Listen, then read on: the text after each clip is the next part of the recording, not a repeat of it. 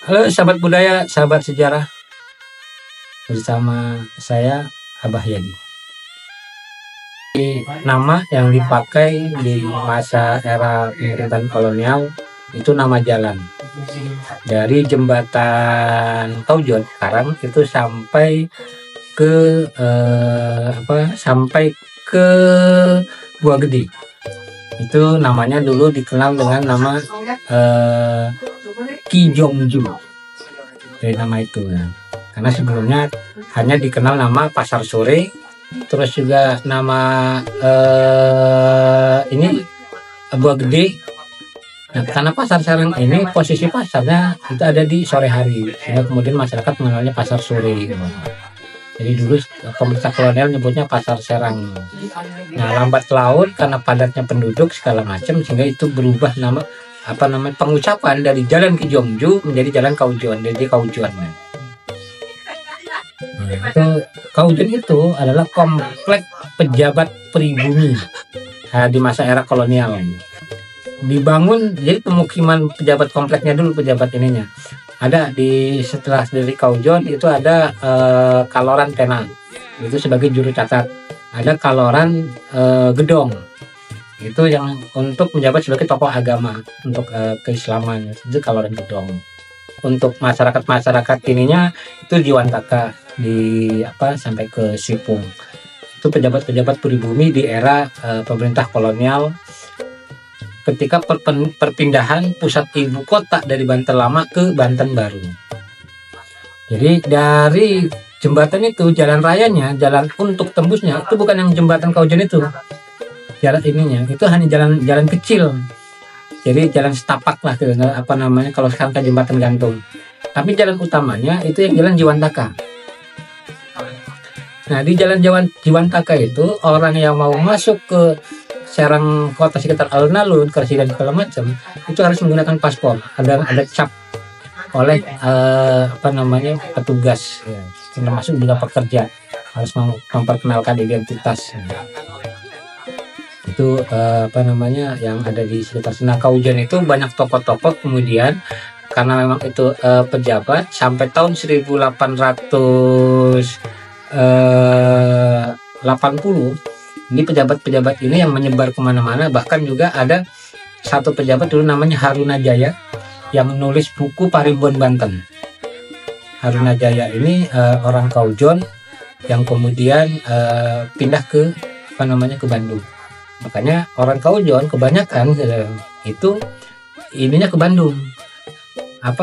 Migrasi ininya karena sebagai pusat pemerintahan dari masa kolonial sampai masa pemerintahan Republik, sebagai pusat ibu kota provinsi itu ke Bandung hubungannya, termasuk Kaloran dan Lontar. Itu kan makanya Kaujon itu masuk di Kelurahan Serang. Ini kepandian yang di Kaujon. Nah, apakah itu pandai batu, pandai kayu atau pandai segala macam, ini masih dilacak informasi detailnya. Karena biasanya dengan menggunakan kata kepandaian itu ada 5. Pandai besi, terus pandai tanah, pandai kayu, terus pandai untuk proses pembuatan pupuk, dan pandai untuk masakan. Tapi yang ada di situ dulu adalah masakan yang deng-deng itu. Yang tersebut itu deng-deng. Kenapa kesebut deng-deng di ini? Karena deng-deng itu makanan yang untuk dipersiapkan 1 tahun kemudian sebagai konsep ketahanan pangan ketika proses pekerjaan yang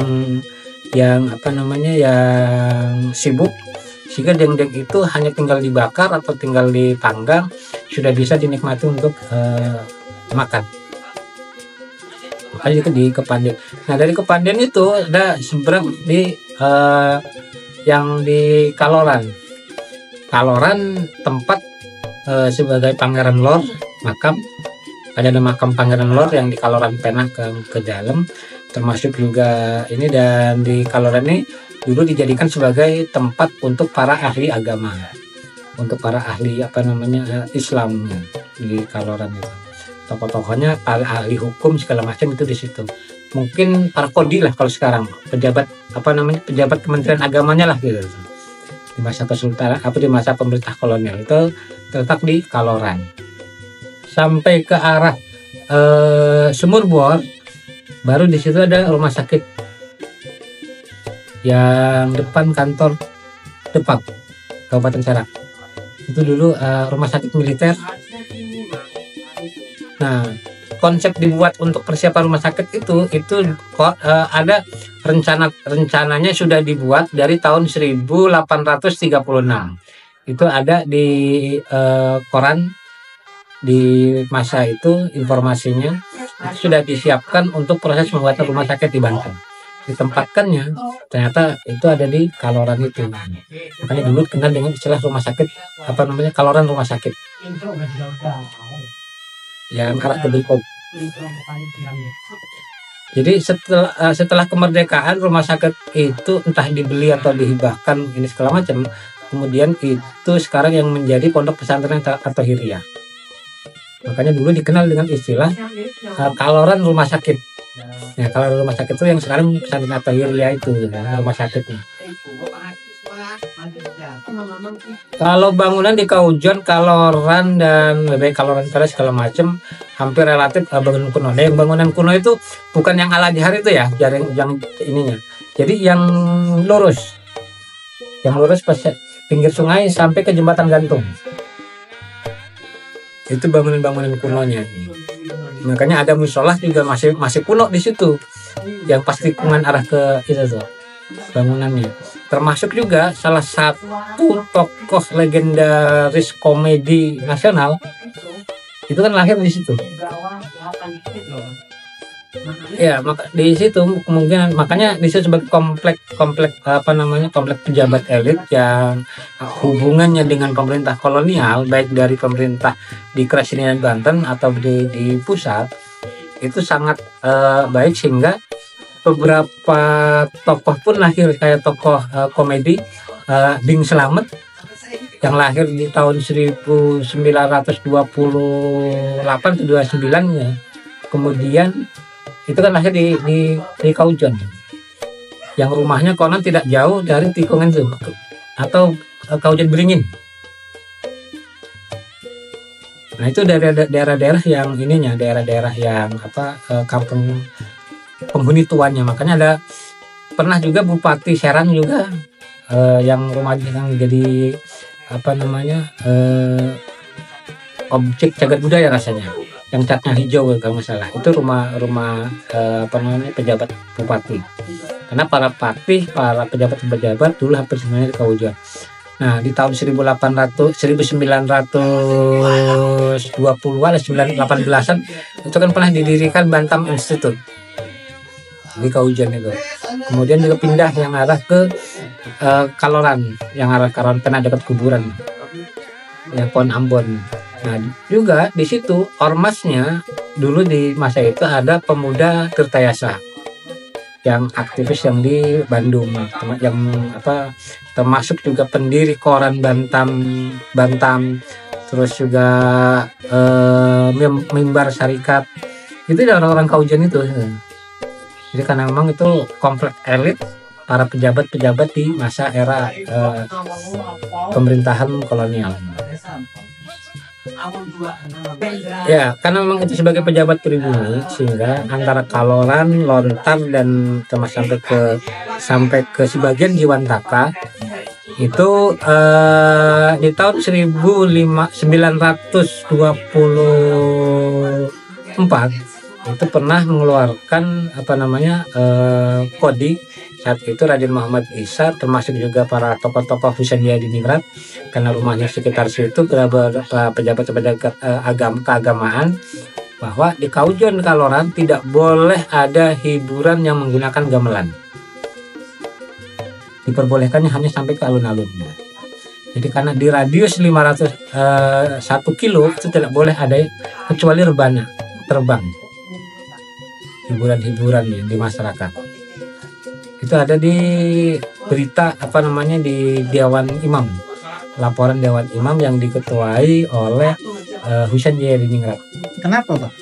Karena memang hiburan itu dianggap oleh tokoh-tokoh waktu itu ini lebih banyak midorotnya, saat itu ya, karena banyak gending-gending yang banyak tarian-tarian erotis, sehingga yang diperbolehkan itu hanya terbang, rebana, terbang gede, rudat, itu yang ada di situ.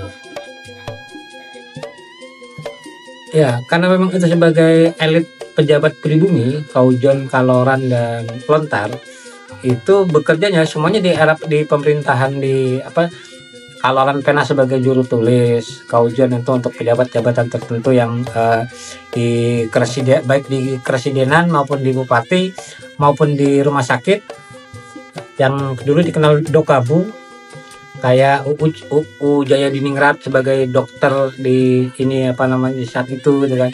Terus juga mantrinya, termasuk segala macamnya itu yang bekerja di area sekitar alun-alun itu aja, pejabat-pejabat publik yang ada di situ. Termasuk juga banyak juga saudagar-saudagar emas yang tinggal di Kaujon, yang pedagang-pedagang di Pasar Lama dan Royal. Untuk kondisi kekinian, karena memang beberapa masyarakat setempat juga tidak banyak mungkin karena sudah juga hilir mudik, orang silih berganti yang masuk ke daerah di Kaujon, sehingga tidak banyak orang yang tahu di peristiwa-peristiwa masa lalu, karena banyak yang sudah pindah ke beberapa daerah. Terus juga Kaujon, Kaloran, dan Lontar ketika masih utuh itu bisa juga menjadi objek wisata kota lama atau pribumi gitu. Karena secara arsitektur ini sudah bisa menceritakan bahwa di wilayah itu adalah sebagai pejabat pribumi di masa kesultanan, kemudian beralih ke masa pemerintahan kolonial, dan orang-orangnya ini yang masih juga kemungkinan masih banyak menyimpan dokumen-dokumen lama, sehingga bisa diungkap apa yang pernah terjadi, apa yang segala macamnya. Sehingga mungkin dari tahun 1980-an, karena banyak pencarian benda-benda kuno, benda-benda ini untuk dijadikan yang banyak yang menawarkan untuk dijual, untuk dibeli gitu kan, sehingga ini pada hilang sebagian. Makanya ciri-cirinya di situ banyak rumah-rumah kuno yang hiasannya pada zamannya sangat mewah, karena memang rumah elit pejabat pribumi di masa pemerintahan kolonial. Kata-kata kagum mau membantu kudu ngagagurat tapak dulu aja sampai udah buruk banjir ilmu salah pelak uang bener pada lupa orang langsung mulailah melacak apa yang telah terjadi oleh generasi-generasi masa lalu oleh para leluhur. Dan sampai kita hari ini menghadirkan guru dari berbagai disiplin ilmu, sementara hasilnya orang berbuat salah semakin merajalela, orang berbuat baik semakin tidak terlihat.